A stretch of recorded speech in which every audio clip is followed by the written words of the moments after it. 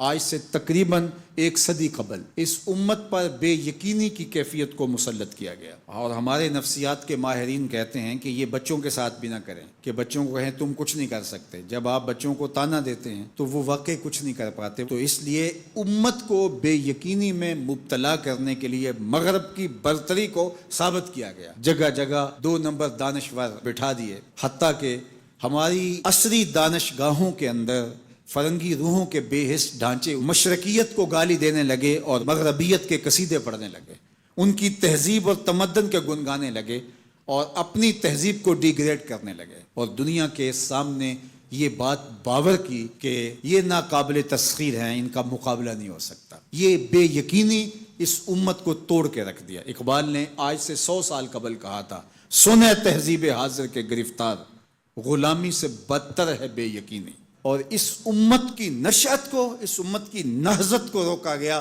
کہ نہیں، تم مقابلہ نہیں کر پاؤ گے، اور یہ ماضی کے اندر بھی ہوتا رہا۔ قوم موسیٰ نے کہا تھا ہم تو مقابلہ کر نہیں سکتے، موت سے بدتر زندگی تھی، اور یہ بالکل ہتھیار پھینک چکے تھے۔ پھر حضرت موسیٰ آئے اور ان کو کھڑا کیا، ہمت دلائی، دریائے نیل کے کنارے آئے تو پھر اڑ کے کھڑے ہو گئے۔ چونکہ 12 قبیلے تھے تو کہنے لگے کہ ہم ایک ہی راستے سے نہیں گزریں گے، دشمن پیچھے چڑھا ہوا ہے اور یہ قوم اڑ کے کھڑی ہو گئی ہے دریائے نیل کے کنارے کہ نہیں، ہم ایک سوراخ سے نہیں گزریں گے، ہمارے قبیلے الگ الگ ہیں، لہٰذا ہمارے لیے الگ الگ راستے بناؤ۔ قومیں جب نکبت میں، رسوائی میں چلی جاتی ہیں تو یہی حال ہوتا ہے۔ وہ کسی نے کہا کہ ہم ایران کا ساتھ نہیں دے سکتے، وہ تو شیعہ ہیں، تو میں نے کہا کہ چلو آپ نیتن یاہو کا دے دو، وہ تو سنی ہے۔ اس حالت کے اندر نیل کے کنارے کھڑے ہیں اور اب بھی کہہ رہے ہیں کہ نہیں، ہم ایک گلی سے نہیں گزر سکتے۔ 12 رستے بن گئے، 12 رستوں سے 12 قبیلے گزرے۔ ادھر وہ بالکل دوسرے کنارے کے قریب پہنچ گئے اور ادھر ان کا آخری آدمی دریا میں داخل ہو گیا۔ اب حکم ہوا دریا کو کہ اب تو چلنا شروع ہو، اور یہ پھر پانی میں ڈوب رہے تھے اور یہ کنارے پہ دیکھ کے اپنے قاتل کو آنکھوں سے دیکھ رہے تھے۔ بڑا لطف آتا ہے جب قاتل کو مرتے ہوئے دیکھیں۔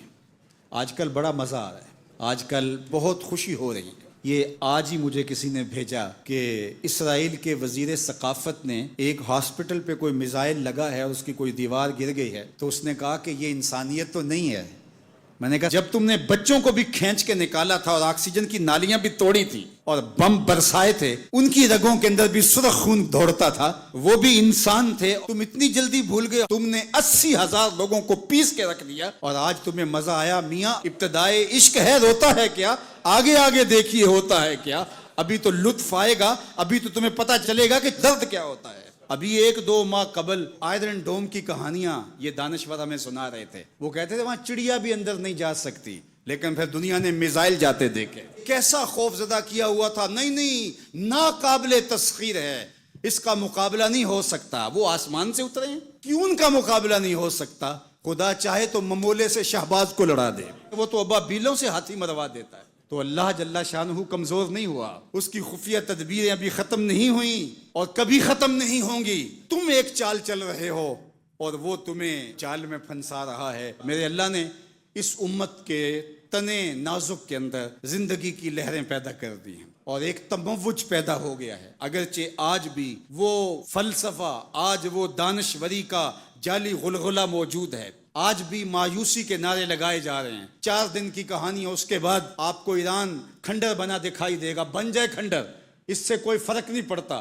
جو پیغمبروں نے جنگیں لڑی ہیں اس کے نقصان پیغمبروں نے اٹھائے، اس سے کیا ہوتا ہے؟ تم کھنڈر کی بات کرتے تو کربلا کھنڈر نہیں بنا تھا، لیکن آج جھنڈے حسین کے جھول رہے ہیں، یزید کے تو نہیں جھول رہے۔ تو یہ کھنڈر اسرائیل بننے والا ہے، اسلام کا جھنڈا اونچا ہوگا۔ آل اسلام و یالو ولا یولا علیہ، اسلام سر بلند ہے، سر بلند رہے گا، اور شرق سے لے کر غرب تک جھنڈا میرے حضور کے نام کا لہراتا رہے گا۔ اس لیے ہمیں پوری قوت کے ساتھ ایران کے ساتھ کھڑا ہونا ہوگا۔ یہ ایران کی لڑائی نہیں ہے، یہ امت کی لڑائی ہے۔ یہ ان 80,000 بچوں کا، بوڑھوں کا، جوانوں کا بدلہ لینے کے لیے کھڑی ہوئی ہے امت، جن کو پیس دیا گیا اور ان کے اوپر نوحہ بھی نہیں پڑنے دیا گیا، جن کو بھوک اور پیاس سے تڑپا تڑپا کے مارا گیا۔ آج ان بچوں کا بدلہ لیا جا رہا ہے، جو انہوں نے اذیتیں دی، جو کچوکے دیے۔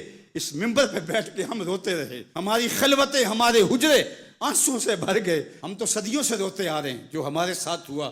ہم نے اپنے بوڑھے باپ کو روتے ہوئے دیکھا اس امت کے لیے، ہم نے اپنے مشائخ اور اساتذہ کو روتے ہوئے دیکھا۔ یار یہ وقت ہے، کیوں مایوسی پھیلاتے ہو؟ کتاب ملت بیضا کی پھر شیرازہ بندی ہے کہ شاخ ہاشمی کرنے کو ہے پھر برگو ثمر پیدا، نوا پیرا ہوا ہے بلبل کہ ہو تیرے ترنم سے کبوتر کے تنے نازک میں شاہی کا جگر پیدا۔ انشاءاللہ یہ دن گنے جا چکے ہیں، مغرب سے قیادت مشرق کی جانب منتقل ہونے والی ہے۔ آپ چائنا کے صدر کا بیان پڑھیے، بصیرت اور حکمت سے بھرا ہوا وہ بیان تھا جس نے سینہ ٹھنڈا کر دیا۔ دنیا کی نظروں میں سب کچھ ہے، بس ایک آواز اٹھنی ہے اور دنیا کی نئی صف بندی ہوگی اور مغرب سے مشرق کی جانب قیادت منتقل ہو رہی ہے انشاءاللہ، اور وہ وقت دور بھی نہیں ہے کہ انشاءاللہ اسلام کا جھنڈا پوری دنیا کے اوپر لہرائے گا اور مسلمان سر بلند ہوں گے۔ اور یہ بات ہم عرض کرنا چاہتے ہیں، پوری دنیا بھی اسرائیل کو مان لے، پاکستان کبھی تسلیم نہیں کرے گا انشاءاللہ۔ ہمارے بانی قائد اعظم محمد علی جناح نے کہا تھا کہ یہ امہ کے قلب میں گھسایا گیا خنجر ہے اور یہ مغرب کی ناجائز اولاد ہے، ناجائز ریاست ہے، کسی صورت کے اندر بھی ہم اس کو قبول نہیں کریں گے۔